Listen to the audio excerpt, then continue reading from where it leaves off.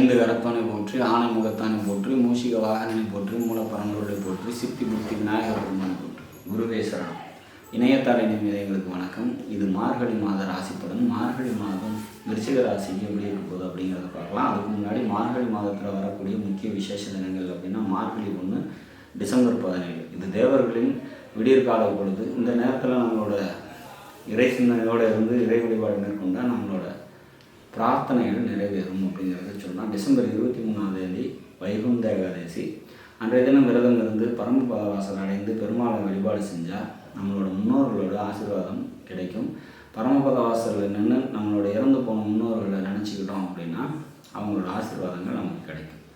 27ஆம் தேதி ஆருத்ரா தரிசனம். டிசம்பர் 27 அன்றைய தினம் விரதம் இருந்து சிவன் வழிபாடு மேற்கொண்டால் சகல வித ஐஸ்வர்யங்களும் பெருகும். ஜனவரி 11 ஹனுமன் ஜெயந்தி. அன்றைய தினம் விரதம் இருந்து ஆஞ்சநேயர் வழிபாடு மேற்கொள்ளும் போது தடைகள்லாம் நீங்கி வெற்றிகள் குவியும். ஜனவரி 14ஆம் தேதி போகி பண்டிகை. அதோட மார்கழி முடியுது.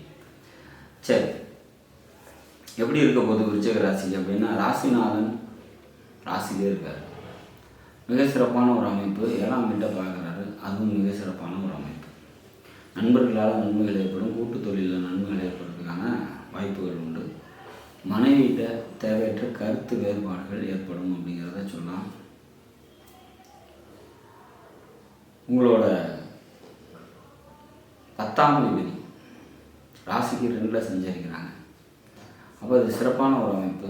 நல்ல முன்னேற்றமான ஒரு சூழ்நிலை ஏற்படும். சொந்த தொழில் செஞ்சுட்டு இருக்கவங்க தொழில் முன்னேற்றம் ஏற்படும். அரசாங்கம் தொடர்பான நன்மைகள் ஏற்படும். அரசாங்கத்தால் அனுகூலம் உண்டு. எழுத்து, டாக்குமெண்டேஷன், கமிஷன் இது தொடர்பான தொழில் செய்கிறீங்க அப்படின்னா நல்லபடியாக இருக்கும். தந்தை வழி உறவினர்கள்ட்ட ஏதாவது காரியமாகணும்னா அதெல்லாம் கொஞ்சம் தாமதமாகும் அப்படிங்கிற மாதிரியான ஒரு அமைப்பு. பூமி, இடம் சம்மந்தப்பட்ட தொழில் செய்கிறவங்களுக்கு தொழிலில் முன்னேற்றம் அடையும் அப்படிங்கிற மாதிரியான ஒரு அமைப்பு. 12ஆம் வீட்டு 12லேயே இருக்காங்க. அப்போ அயன சயன போகம் நல்லபடியாக இருக்கும். இடமாற்றம் எதுவும் பிளான் பண்ணியிருந்தீங்கன்னா அது கூடி வர்றதுக்கான வாய்ப்புகள் உண்டு. சுக்கிரன் ஆட்சி விட்டு நிலையில் 12ல் இருக்கிறதுனால பயணத்தின் மூலமாக நன்மைகள் ஏற்படும் அப்படிங்கிறத சொல்லலாம்.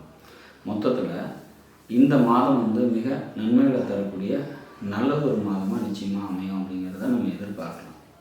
லாபாதிபதி 2ல் இருக்கிறதுனால பொருளாதாரம் நல்லாயிருக்கும். பொருளாதாரம் சம்மந்தப்பட்ட உயர்வு ஏற்படும் அப்படிங்கிறத உறுதியாக சொல்லலாம். இந்த மாதத்தை பொறுத்த வரைக்கும் வழிபட வேண்டிய தெய்வம் முருகக்கடவுளோட வழிபாடு கூடுதல் சிறப்பையும் நன்மையும் உங்களுக்கு நிச்சயமாக தரும்.